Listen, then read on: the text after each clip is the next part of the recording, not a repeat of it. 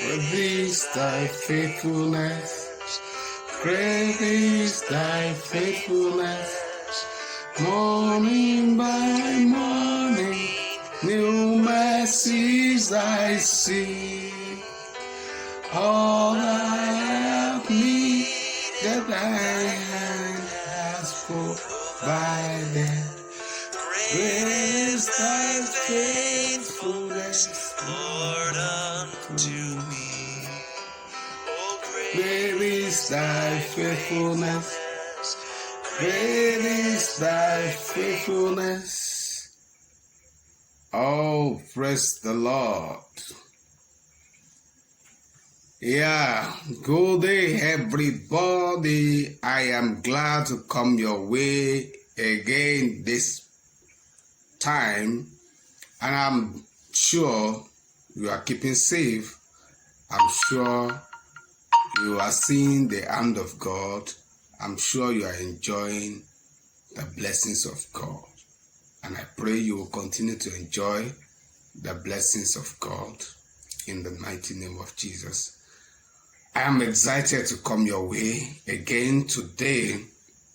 Today we want to look at, still in the mood of celebration of the Father's Day.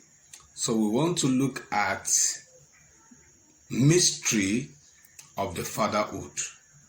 Mystery of the fatherhood. My name still remains Femi Olasokami. It's my pleasure to have this discussion with you today, and I trust that you will learn one or two things as we discuss the mystery of the fatherhood. The mystery of the fatherhood. As a matter of fact, there is something called the law of the first mention. The law of the first mention. And the law says that if you want to understand a concept, you want to understand a concept of the Bible, law of the first mention in the Bible says, study the first place that word, that particular concept you want to understand, the first place it appears in the Bible. For example, today we are looking at mystery of the fatherhood. So for us to understand what is actually God's intention about the word father, so we want to visit the first place the word father appeared in the Bible, and that is the book of Genesis chapter 2 verse 24. That's the first place the word father appeared in the Bible. That's specifically if you are using King James Version. If you are using King James Version, the first place is Genesis chapter 2 verse 24.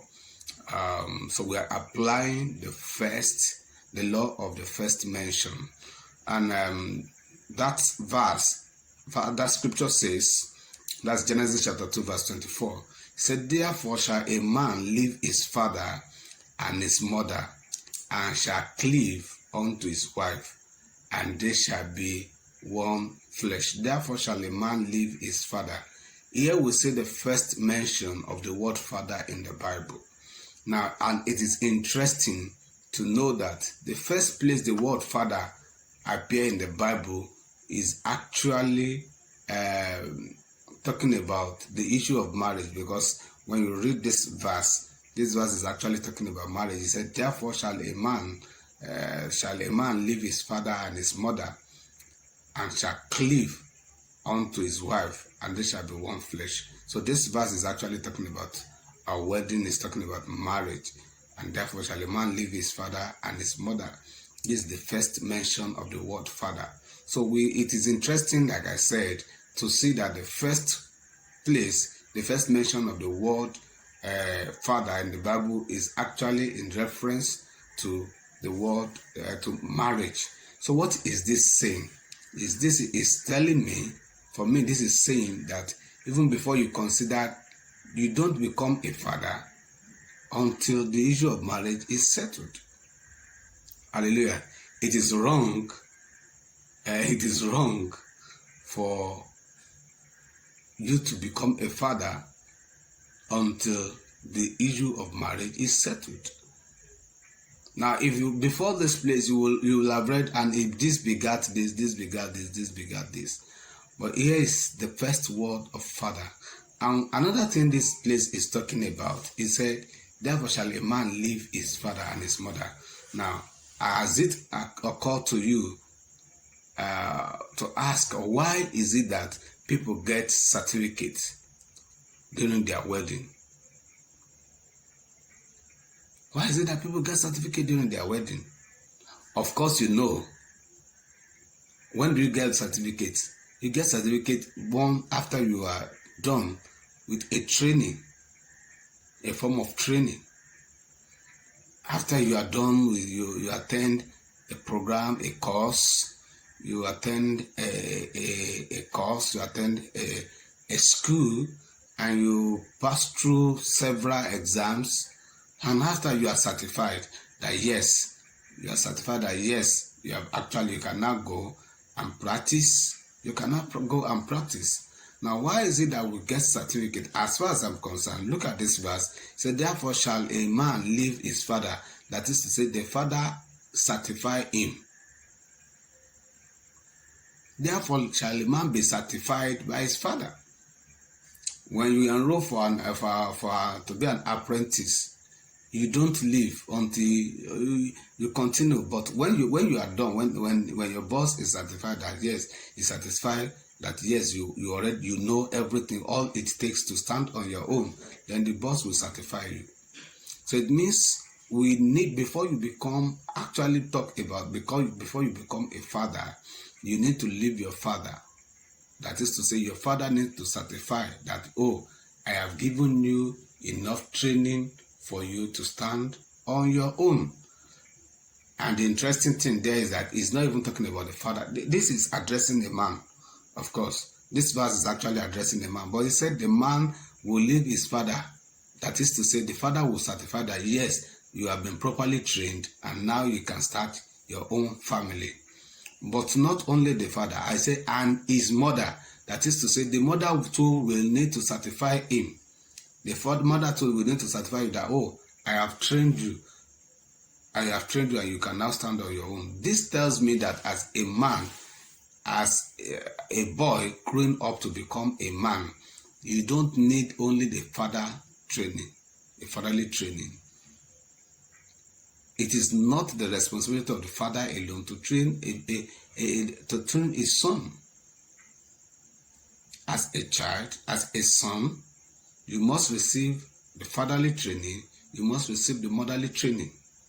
Because you are going to start a new family, you are going to start a new home, that actually you must be able to play both roles. You must be able to play the role of a father, and when there's a need, you must be able to play the role of a mother too. So that is why I said he will leave, therefore shall a man leave his father. The father must have trained him enough, and his mother. The mother, he must have received the motherly training also, and then shall cleave unto his father. This is interesting. So then when we talk about father, what is fatherhood? What is fatherhood? We are discussing mystery of the fatherhood. What is fatherhood? As far as I'm concerned, I have just two definitions for the word fatherhood. One, fatherhood is responsibility. Is responsibility. You want to become a father. It's a responsibility. That's why I said you must have been properly trained by the father. You must have been properly trained by the mother. As a man, you must learn to make money before you learn to make babies. Maybe I need to say that again. You must learn to make money before you learn to make babies. Because it's a call unto responsibility. It's a call unto responsibility. The moment you become a father, even before you become a father, the moment you become a husband, hey, Responsibility. You have to be responsible. So, before you make babies, think of making money. Think of making money. You need to learn to carry your own load before you carry another load. Yes. The moment you say, yes, you become a husband, you are carrying additional load. Your wife is another additional load. Directly or indirectly, you have to be responsible for her. You have to be responsible for yourself. You have to be responsible for her. Directly or indirectly, no matter how much she earns. Yes, you have to. And don't forget, the moment you become a husband, very soon you become a father. Added responsibility. So if you don't know, if you cannot carry your own responsibility, you cannot carry your own load. Now, don't carry additional load. You don't rush to become a father. And we are talking about a responsible father here. You know, when you want to know the society is the way the society is today because of the state of the home. Yes. So, fatherhood is responsibility. We must know that.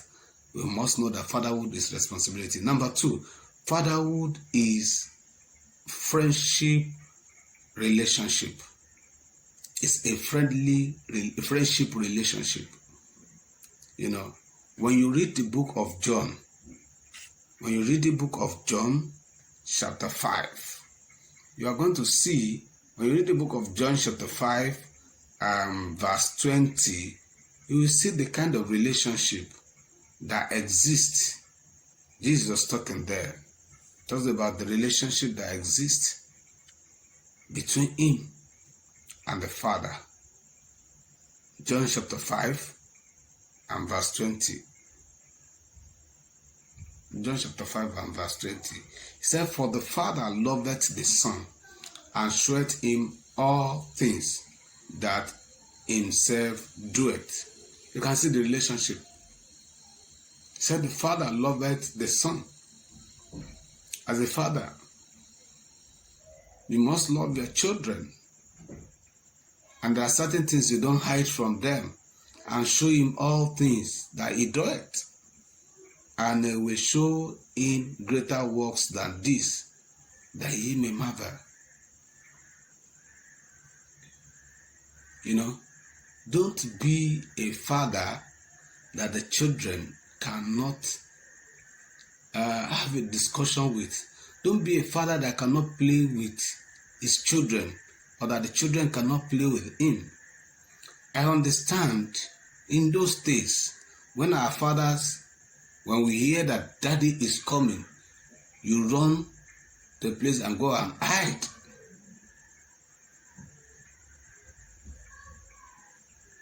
You know, but the children of nowadays, things have changed.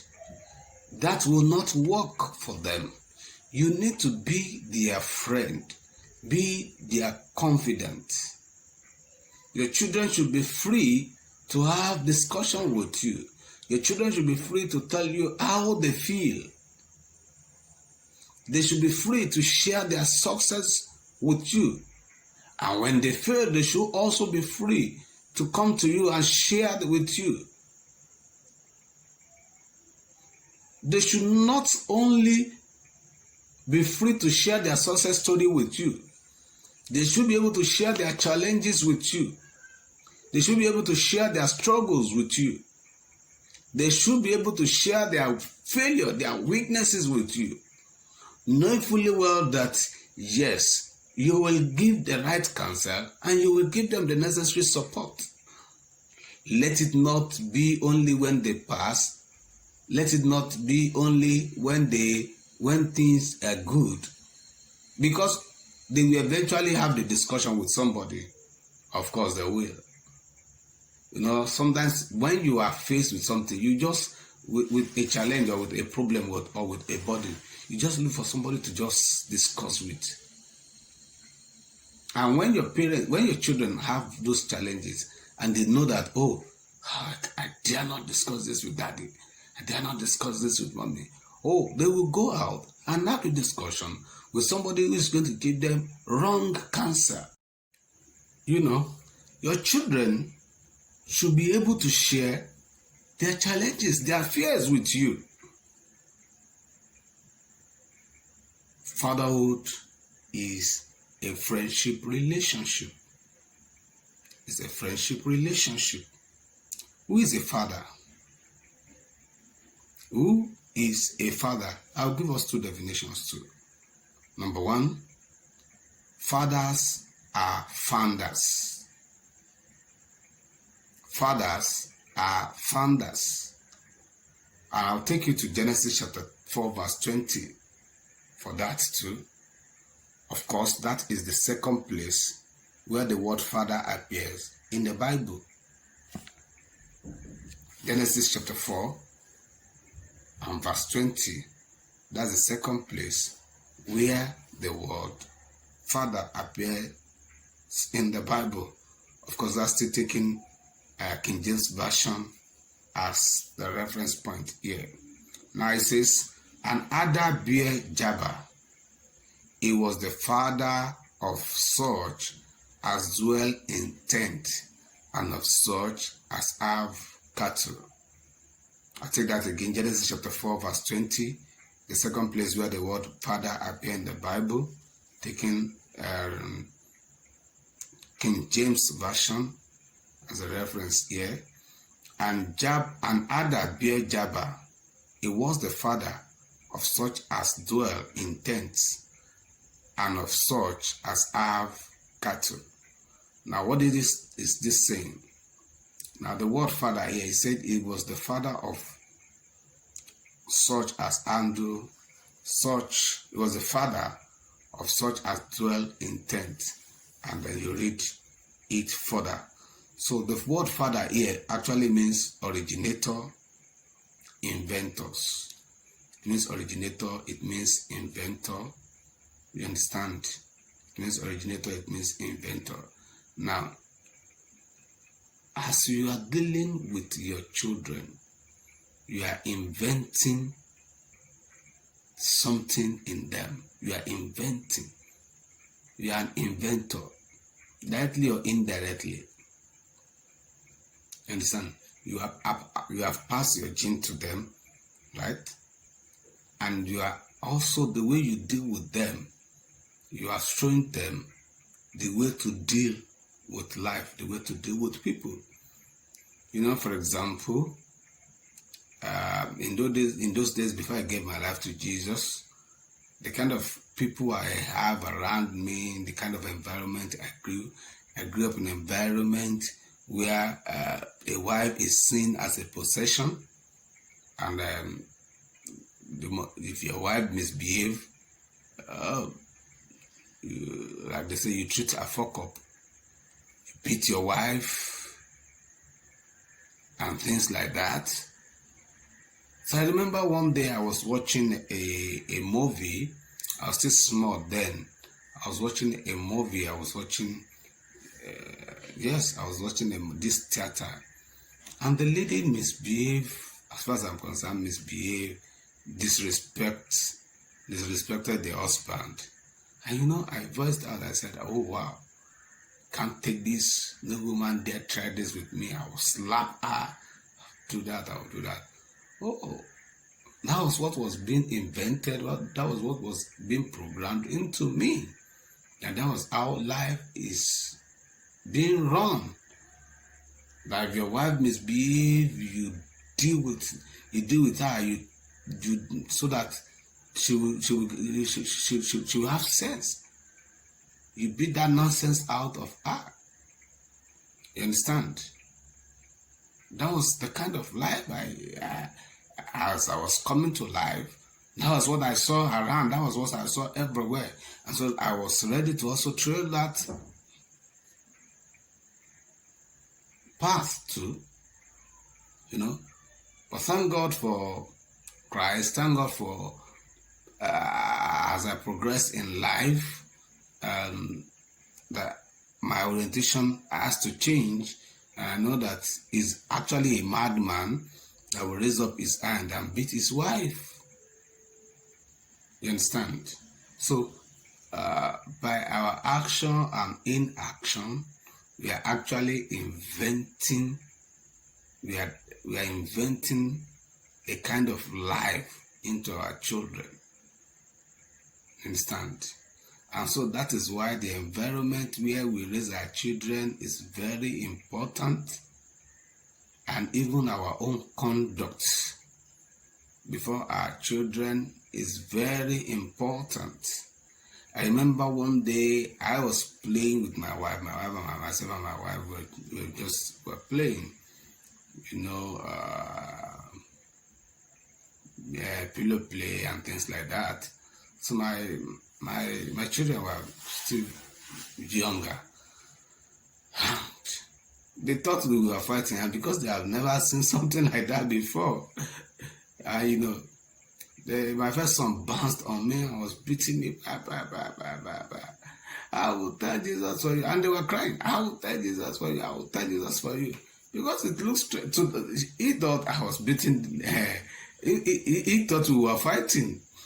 He thought we were fighting. He said, I will tell Jesus for you. I will tell Jesus for you. He was just beating me and crying. He had never seen such before. And we are so it took the mother had to allow. I said, no, we are not fighting. We are playing. That is playing with mommy and things like that. You understand? So the environment where we raise our children matters, and also what we do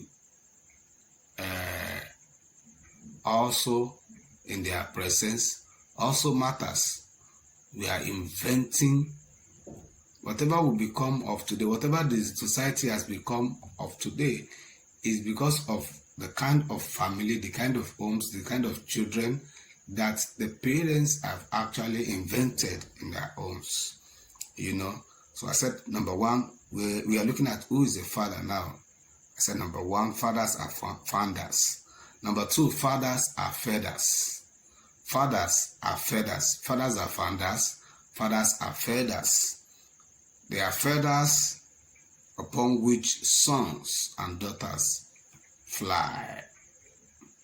Fathers are feathers upon which sons and daughters soar.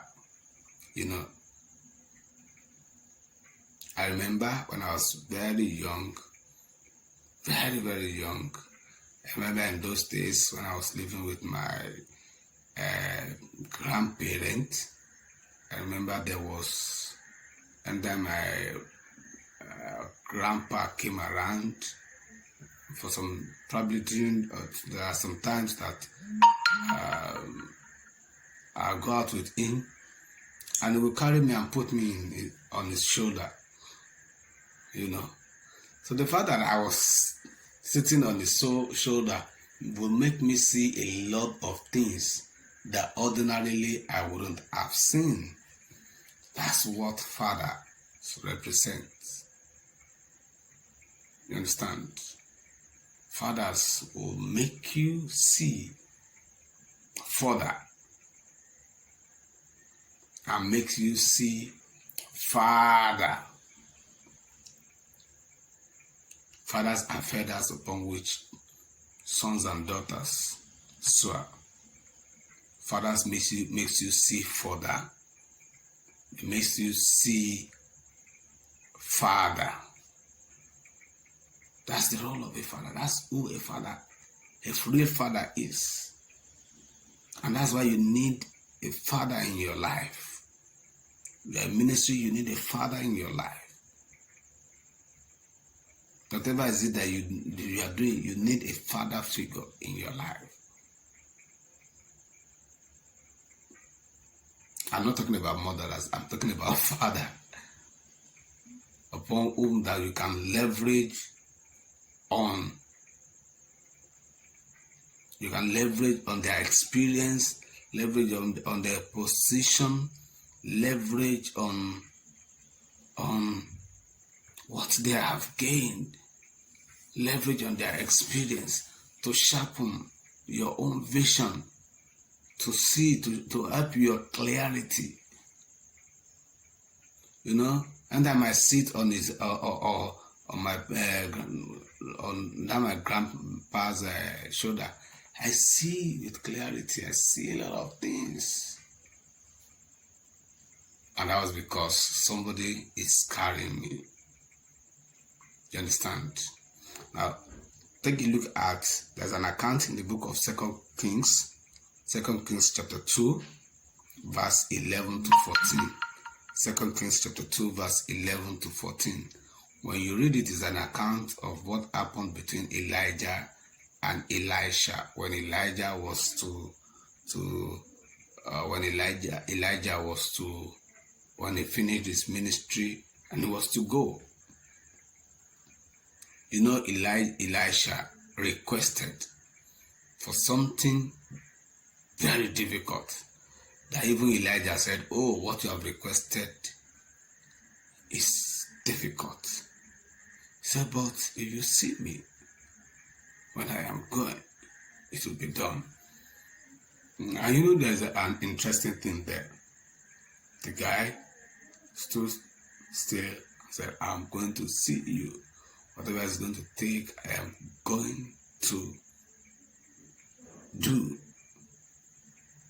And you know, when the chariot of fire came and picked up the master and he was to go, something serious happened. Something significant happened. He said, "I expected that, since the condition was, if you see me where I am going, I expected that Elisha would say, 'Oh, I see you, that's you going.' That's what I expected. But lo and behold, that wasn't what happened. He said, my father, the chariot." The word there is my father. You didn't say, "I see you, I've seen you. Where is it? Drop it. No. And I've never seen that before. He said, my father. That is to say, as far as Elijah was concerned, Elijah was more than a father to him. Elijah was more than a father to him. Elijah was like a double father. To him, Elijah was what more than a father. Was like a father in times 2.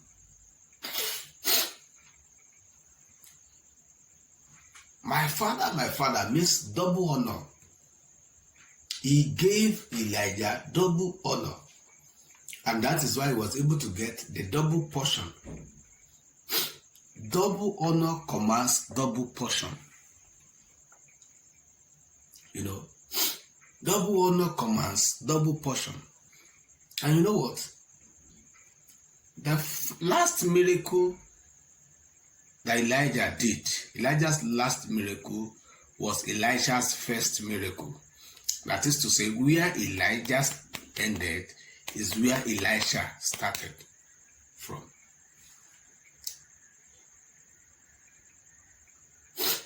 That is the role of the father. If you are a good father, starting up should be easy for your children. So we must live our life and do things in such a way that starting up will be easier for our children. The last miracle Elijah performed was the dividing of the river Jordan. That was his last miracle. And that was where his son Elisha started from.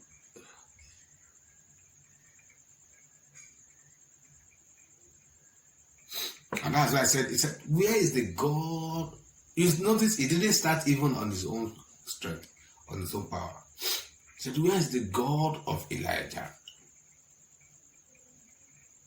Starting up should be easier for our children. It is then we say we are fathers indeed. Look at what Jesus said in John chapter 14 verse 12. What he said concerning the disciples. In the book of John,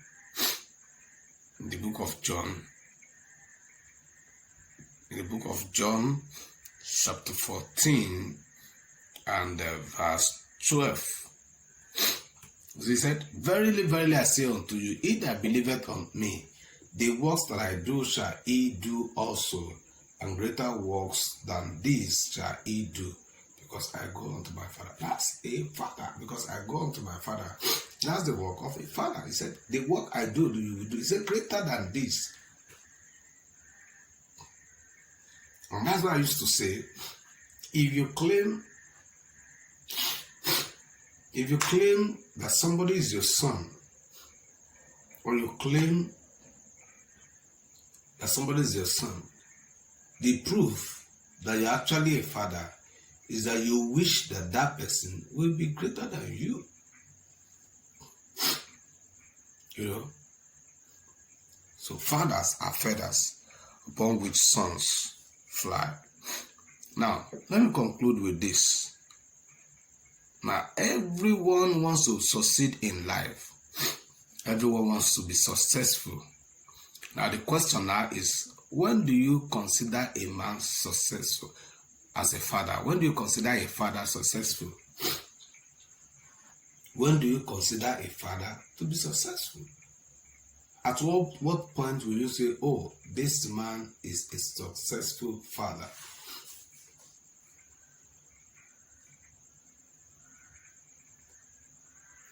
My answer is this. It is not when his son builds a house for him. It's not when his son buys a car for him. No. It is when you have successfully trained your son, your child, when you have successfully trained him to the point that, one, he no longer need to consult you or take permission from you before he takes critical decisions.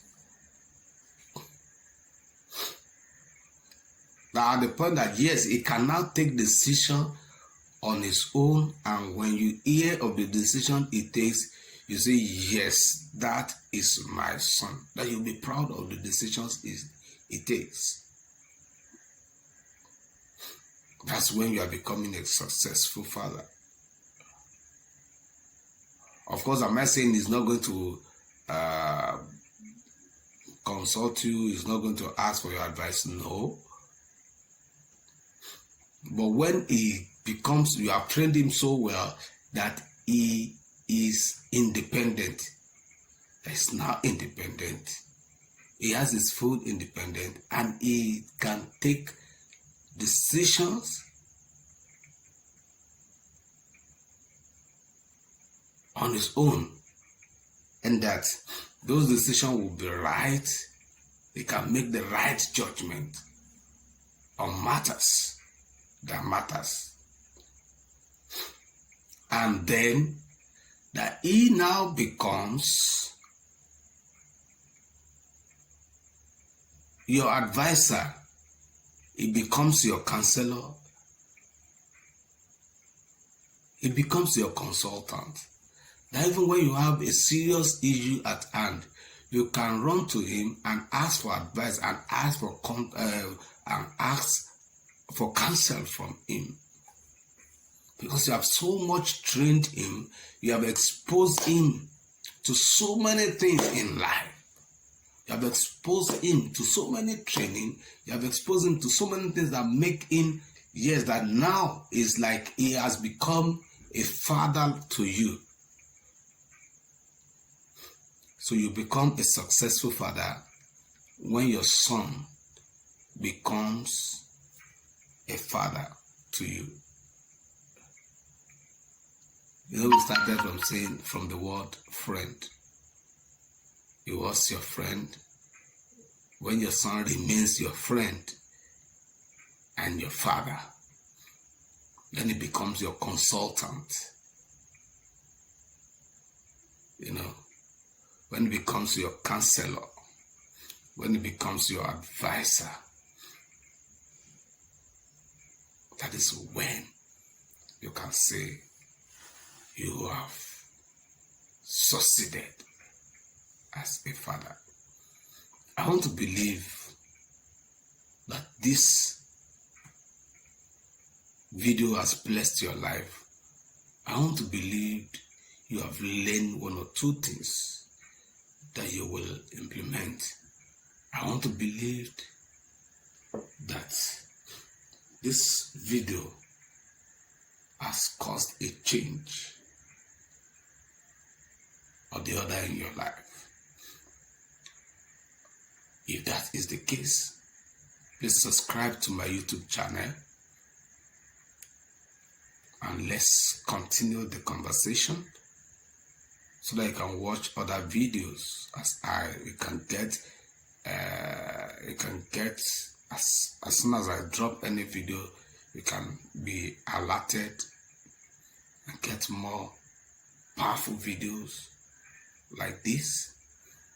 You can also join me on connect with me on Twitter and Instagram. My Instagram address and Twitter handle is at ImpactfulFemi. So let's continue. Let's take the relationship further and let's see how we can be of blessing to one another. Thank you for your time. I love you real good and I appreciate your time. Till we see again, I remain Femi Olasokome. Please stay safe and then enjoy the goodness of God and keep impacting your world for better. Thank you and God bless you.